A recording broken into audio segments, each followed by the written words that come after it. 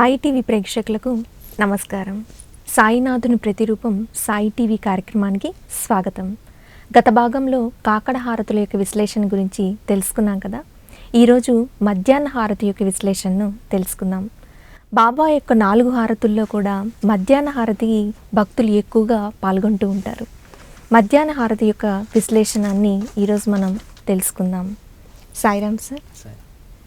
Sir, అసలు ఈ మధ్యాహ్న హారతి ఎప్పుడు ఎలా ప్రారంభమైంది సార్?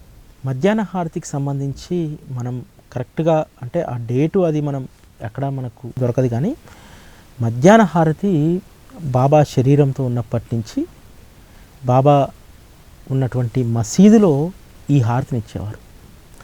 అంటే ఆ హారతి వైభవం వాటన్నింటి గురించి మనం తెలుసుకోవాలంటే ఒక్కసారి మనం ఒక 110 సంవత్సరాలు వెనక్కి వెళ్ళాల్సి ఉంటుంది.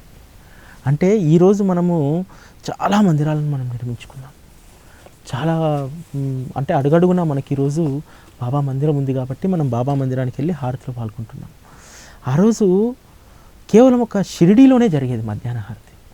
అంటే దాని వైభవమే వేరు. ఈరోజు కూడా ఆ మధ్యాహ్న హారతికి మిగతా హారతుల కంటే కూడా ఎంత ఇంపార్టెంట్ అంటే అమ్మా, మనం మామూలుగా కాకడ హారతి, సేజ్ హారతి, లేకపోతే సంధ్యాహారతి వీటిని చూసుకుంటే మనకి ఎక్కువ బాబా మందిరాల్లో మధ్యాహ్న హారతికి ఎక్కువ మంది భక్తులు కనిపిస్తారు. ఇంకొకటి ఏంటంటే మధ్యాహ్న హారతికి ఉన్నటువంటి ప్రాధాన్యత, దాని యొక్క రికార్డ్ ఏంటంటే ప్రపంచంలో అత్యధికమైనటువంటి జనాభా ఒకే సమయంలో అంతమంది కలిసి ఒక హారతి పాటను పాడడం. ఇప్పుడు సంధ్యాహారతి ఉందంటే సంధ్యాహారతి ఆ సంధ్యను బట్టి హారతి చేస్తారు. ఉదయం హారతి, కాకడ హారతి ఒక్కొక్కరు ఒక్కొక్క టైంలో చేస్తున్నారు. కానీ మధ్యాహ్న హారతి వచ్చేసరికి భారతదేశం మొత్తం కూడా భారతదేశ కాలమానం ప్రకారము 12 గంటలకు చాలా తూచా తప్పకుండా టెన్షన్గా హారతి చేస్తారు. ఇప్పుడు మనకు చాలా దేవతామూర్తులకు సంబంధించినటువంటి పూజలు జరుగుతుంటాయి. సుప్రభాత సేవ వెంకటేశ్వర స్వామికి చేస్తారు. అదేవిధంగా అమ్మవాళ్ళకు నైవేద్యం కానీ అభిషేకాలు కానీ ఆ ప్రాంతాల్లో ఉన్నటువంటి టైంకు అనుకూలంగా ఒక్కొక్క ఆలయంలో ఒక్కొక్క రకంగా చేసుకుంటూ పోతారు. కానీ కేవలం ఒక సాయిబాబాకు సంబంధించినటువంటి మధ్యాహ్న హారతి మాత్రమే భారతదేశం మొత్తం మీద మధ్యాహ్నం 12 గంటలకు జరుగుతుంది. వెంకటేశ్వర స్వామికి సంబంధించినటువంటి ఒక సేవ ఉందంటే 9 గంటలకు ఉదయం జరగాలంటే అన్ని వెంకటేశ్వర స్వామి మందిరాల్లో 9 గంటలకు జరగదమ్మా. శివునికి సంబంధించి అయినా సరే, ఇంకా ఏ దేవతామూర్తికి సంబంధించైనా ఒకే టైంలో ఆ రూపం ఉన్నటువంటి అంటే సాయిబాబా అనే రూపం ఉన్నటువంటి ఆ మందిరాల్లో ఒకే సమయంలో జరగడం అనేది ఒక పెద్ద రికార్డు, ఒక విశేషం అన్నమాట. బాబా కూడా దీనికి అంత ప్రాధాన్యం ఇచ్చేవారు మధ్యాహ్న హారతికి. మధ్యాహ్న హారతి వైభోగం గురించి మనం తెలుసుకోవాలంటే ఇంతకుముందు మనం మాట్లాడుకున్నట్టు ఒక 110 సంవత్సరాలు వెనక్కి వెళ్తే ఆ రోజుల్లో షిరిడీ చాలా చిన్న కుగ్రామం. మసీదులో ఒక గంట ఉండేది. ఆ గంటను హారతికి ఒక 10 నిమిషాల ముందు మోగించేవారు. అంటే మసీదులో గంట కొట్టారంటే ఇంకా మధ్యాహ్న హారతి ప్రారంభం కాబోతుందని అర్థం. ఎన్ని పనులున్నా ఇంటి దగ్గర ఉన్నటువంటి ప్రతి ఒక్కరు కూడా ఆ సమయానికి మసీదుకి వచ్చేవారు. ఈరోజు మనం బాబాకు సంబంధించినటువంటి భక్తులం అంటే గురువారం వెళ్తాం, అక్కడ గురువారం లేదు. ఆ రోజు బాబా శరీరంతో ఉన్నప్పుడు గురువారం ఆదివారం అనే తేడా లేదు.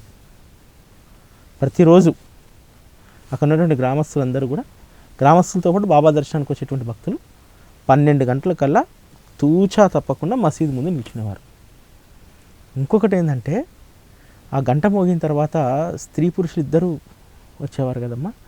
అంటే బాబా స్త్రీలకు ఎంత గౌరవం ఇచ్చేవారు, ఎంత ప్రాధాన్యత ఇచ్చేవారంటే స్త్రీలు మాత్రము మసీదు పై భాగంలో నిలబడి హారతి పాట పాడేవారు. వచ్చినటువంటి మగవాళ్ళందరూ కూడా కింద ఖాళీ స్థలంలో మసీదు కింది భాగంలో నిల్చొని బాబా హారతి పాట పాడేవారు. అంత ఇంపార్టెన్స్ అన్నమాట. ఆ రోజుల్లోనే బాబా ఆ విధంగా ప్రతి వచ్చినటువంటి ఆడబిడ్డను కూడా చాలామందిని తల్లి అని సంబోధించేవారు. చాలామందిని బావు అంటే అక్క చెల్లి ఈ విధంగా బాబా సంబోధించేవారు.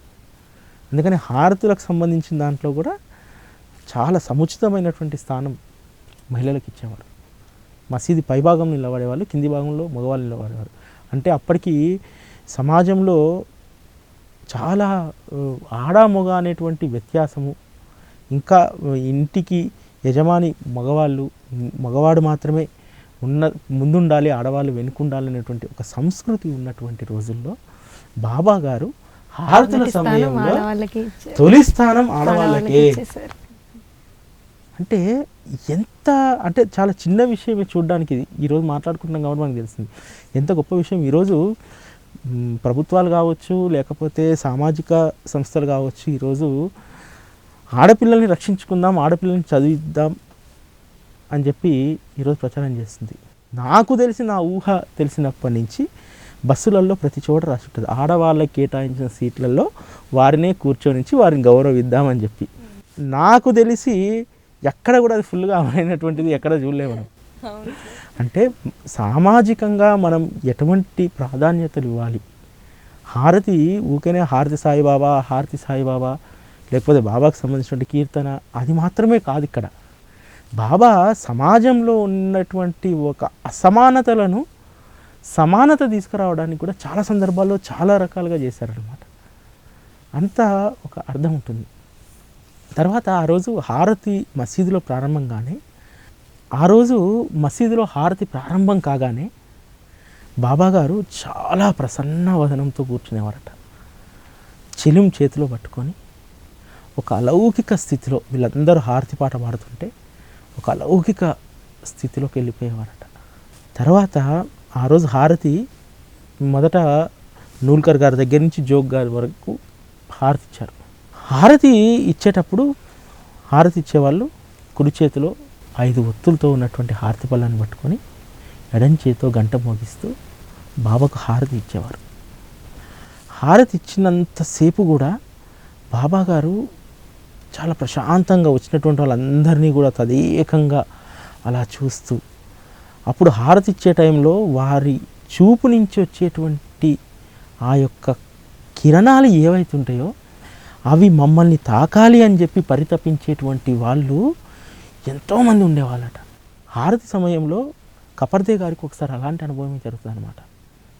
మధ్యాహ్న హారతికి వస్తారు, నిల్చుండిపోతారు. బాబా తదేకంగా కపర్దేని చూసినప్పుడు కపర్దేకు ఒక తెలియనటువంటి తన్మయత్వంలోకి వెళ్ళిపోయి హారతి జరుగుతున్నంతసేపు ఒక ఏమంటారు, తనకు తెలియని ఒక శక్తి తనలోకి ప్రసరించిందట. ఇది కపర్దే గారు తన డైరీలో రాసుకున్నటువంటి విషయం. దాంతో అక్కడ ఒక మాట రాస్తారు కపర్దే గారు. దాంతో నాకు ఇంకా ప్రపంచంలో ఇంకెక్కడికి వెళ్ళాలనిపించలేదు. నా జీవిత కాలం వీలైతే, అంటే నాకు ఉన్నటువంటి లౌకికమైనటువంటి పనులు ఉన్నాయి కాబట్టి వాటిని కూడా చక్కబెట్టాల్సింది కాబట్టి నా జీవిత సమయంలో ఎక్కువ సమయం ఈ యోగి రాజు కనుచూపుల్లో ఆయన నీడలో బ్రతికితే చాలు అని చెప్పి కపర్దే గారు రాసుకున్నారు. ఎంత అదృష్టం ఉండాలి. తర్వాత ఈరోజు హారతికి మనం చాలా రకాల ప్రసాదాలు పెడుతున్నాం కదా. ఆ రోజు మధ్యాహ్న హారతి అయ్యేటప్పుడు పటిక బెల్లం ప్రసాదంగా పెట్టేవారు. హారతి అయిపోగానే కర్పూర హారతి ఇస్తారు. కర్పూర హారతి అయిపోగానే బాబా చేతిలో జోగు, ఆ రోజు హారతి జోగు ఇస్తున్నాడు, జోగు ఒక చిన్న పలుకు తీసి బాబా చేతిలో పెట్టేవారు. బాబా దాన్ని తీసుకున్న తర్వాత మిగతా వాళ్ళందరికీ ఆ ప్రసాదం పంచేవారు. మధ్యాహ్న హారతికి వచ్చినటువంటి వాళ్ళందరికీ కూడా వచ్చి బాబా ప్రతి ఒక్కరిని పేరు పేరున పలకరిస్తూ, హారతి అయిపోయిన తర్వాత అక్కడ మసీదు గోడకు ఆనుకొని చేతిలో ఊది పట్టుకొని ఊది అందరికీ పెడుతూ ప్రతి ఒక్కరిని ఏమడిగేవారంటే, ఆ సమయంలో మనం ఎవ్వరము కూడా అసలు ఎక్స్పెక్ట్ చేయమన్నమాట. ఇంటికి వెళ్ళండి, ఇంటికి వెళ్ళి భోజనం చేయండి. ఎవరన్నా బయట నుంచి వచ్చారనుకో, నీ బసలో నీకు భోజనం ఏర్పాటయిందా, త్వరగా వెళ్ళి భోజనం చేయి. అంటే బాబా మన యొక్క అవసరాలను ఏ విధంగా గుర్తిస్తాడు. బాబా చాలా సందర్భాల్లో మనం బాబా సచ్చరిత్రలు చదువుతాం. బాబా ఎవరిని కూడా అర్ధాకలితో కానీ ఆకలితో కానీ ఉండొద్దని చెప్తారు. అంటే ఇక్కడ మనం ఇంకొక చాలా సున్నితమైనటువంటి విషయాన్ని గమనించాలమ్మా. బాబా గారు ఇంకా కొన్ని గంటల్లో శరీరాన్ని వదిలేసి సమాధిలోకి వెళ్ళిపోతున్నారు. వెళ్ళిపోయేటప్పుడు కూడా అప్పటికి మధ్యాహ్నం 12 దాటుతుంది. ఇంకో కొద్ది గంటల్లో శరీరం వదిలేస్తున్నారు. ఇంకా సమాధి స్థితిలోకి వెళ్ళిపోతున్న సందర్భంలో అక్కడ ఉన్నటువంటి వాళ్ళందరినీ చాలా బలవంతంగా ఇంటికి పంపిస్తారు. ఎందుకోసం అని అంటే టైము చాలా ఆలస్యం అయిపోతుంది, ఇంటికి వెళ్ళి భోజనం చేసి రండి అంటారు. అప్పుడు కూడా తన భక్తులు ఎవరు కూడా ఆకలితో ఉండకూడదు. అలా వెళ్ళిన తర్వాత అలా పల్లెలలో అలా పెట్టుకున్నారో లేదో ఊరంతా దావాలంగా బాబా శరీరం వదిలేశాడని చెప్పి.